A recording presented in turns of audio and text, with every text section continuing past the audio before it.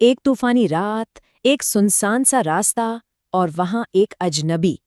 किसी भी हॉरर कहानी के लिए ये तो एक परफेक्ट शुरुआत है ना? आज हम ऐसी एक कहानी तूफानी बरसात की रात के रहस्यों को परत दर परत खोलेंगे। तो चलिए इस खौफनाक सफर की शुरुआत करते हैं।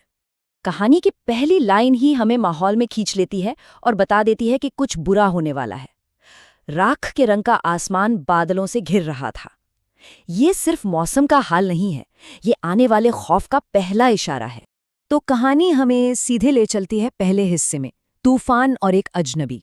यहीं पर हम मिलते हैं हमारे मुख्य किरदार रघु से, जिसका संघर्ष बस अब शुरू ही होने वाला है। तो जरा सोचिए रघु की हालत। वो अपनी साइकिल पर है और अचानक से एक भयानक तूफान आ जाता है। वो रास्ता भटक गया है, पूरी तरह अकेला, और तभी उसकी मुलाकात होती है एक रहस्यमय आदमी से, रतन। एक के बाद एक ये सारी घटनाएं उसे किसी अनजान खतरे की तरफ खींच रही हैं। और यहीं से ना चीजें अजीब होनी शुरू होती हैं। जैसे ही रतन आता है, रघु को हवा में एक अजीब सी जली हुई गंध महसूस होती है। ये कहानी का पहला इशारा है कि रतन सिर्फ एक राहगीर नहीं है, वो अपने साथ कुछ और भी लेकर आया है। ठीक है, तो कहानी आगे बढ़ती है। रतन रघु को पनाह लेने के लिए पास की एक चाय की दुकान पर ले जाता है, पर यह जगह कोई आम चाय की दुकान नहीं है। यहाँ पहुंचते ही वो बेचैनी का एहसास और भी ज्यादा गहरा हो जाता है। और फिर रघु एक ऐसी चीज नोटिस करता है जो हो ही नहीं सकती। बाहर इतनी तेज आंधी चल रही है कि सब कुछ हिल रहा है, लेकिन झोपड़ी के अंदर जो लैंप जल रही है उसकी लौ बिल्कुल स्थिर है, जरा भी नहीं हिल रही। ये तो नामुमकिन है, और रघु का डर अब और गहरा होने लगता है। रघु के दिमाग में भी यही सवाल घूमता है, ये लौ हिल क्यों नहीं रही? और बस इसी पल उसका शक यकीन में बदलने लगता है कि वो कहीं बुरी तरह फंस चुका है। माहौल और भी ज्यादा तनाव भरा हो जाता है जब दुकान में एक और शख्स आता है, रतन की पत्नी झूमर। वो इतनी खामोशी से चलती है मानो हवा में तैर रही हो, और उसकी आंखें रतन को कुछ ऐसा इशारा करती हैं जो सिर्फ वो दोनों समझते हैं। और फिर एक और आवाज, पायल की हल्की सी छनछनाहट। झूमर के आने का ये संकेत, ये सिर्फ एक आवाज नहीं है, ये एक बहुत बड़ा सुराग है जो कहानी में आगे जाकर बहुत अहमियत रखेगा। इस आवाज को याद रखना। जब झूमर रघु को पान देती है ना, तो डर अपनी इंतहा पर पहुंच जाता है। पान से कच्चे खून जैसी एक तीखी सड़ी हुई गंध आती है। ये एक और इशारा है जो चिल्ला चिल्ला कर कह रहा है कि यहाँ कुछ बहुत बहुत गलत है। और अब कहानी एक और भी डरावना मोड़ लेती है।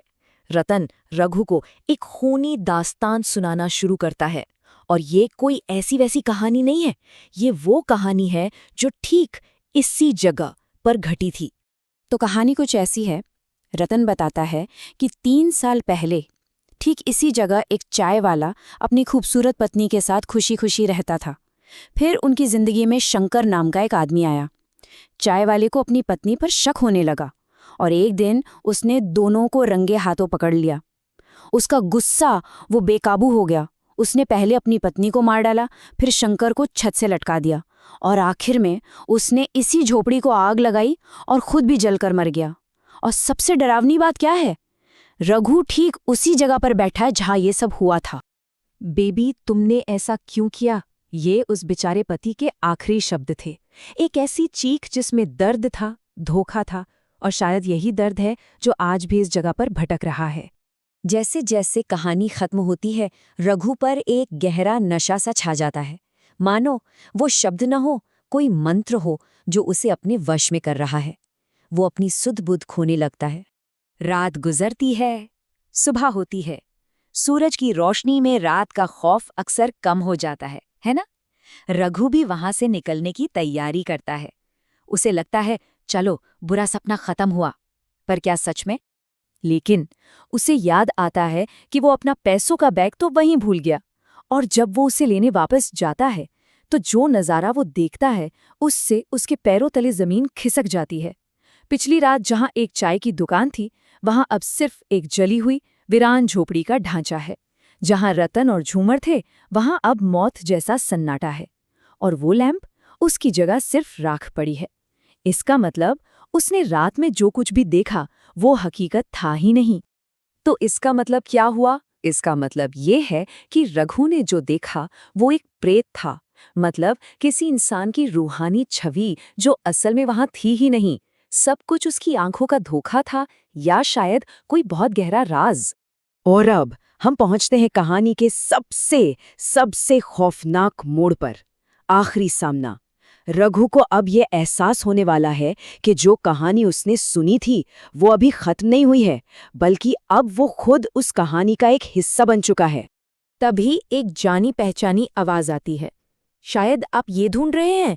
कोई उसका खोया हुआ बैग लिए खड़ा है। और वो कोई और नहीं बल्कि झूमर है, चाय की दुकान वाली औरत जो असल में वहां हो ही नहीं सकती। जैसे ही झूमर पास आती है, रघु को फिर से वही खौफनाक गंध आती है, वही सड़ी हुई कच्चे खून की गंध। और फिर हवा का एक तेज झोंका आता है और झूमर का घूंघट हटा देता है। और जो रघु को दिखता है उससे उसकी रूह कांप जाती है। झूमर की गर्दन पर एक भयानक गहरा खूनी घाव है, बिल्कुल वैसा ही जैसा रतन की कहानी में बताया गया था।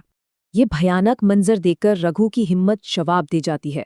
वो बेहोश होकर अपनी साइकिल के साथ वहीं सड़क पर गिर पड़ता है और कहानी यहीं खत्म हो जाती है। तो आखिर में हम इस एक सवाल के साथ छूट जाते हैं। रघु ने उस कहानी के भूतों को तो देख लिया जो उसे सुनाई गई थी, पर क्या वो अब खुद उनकी कभी ना खत्म होने वाली कहानी का एक और किरदार बनकर रह गया है? सोचने वाली बातें है ना।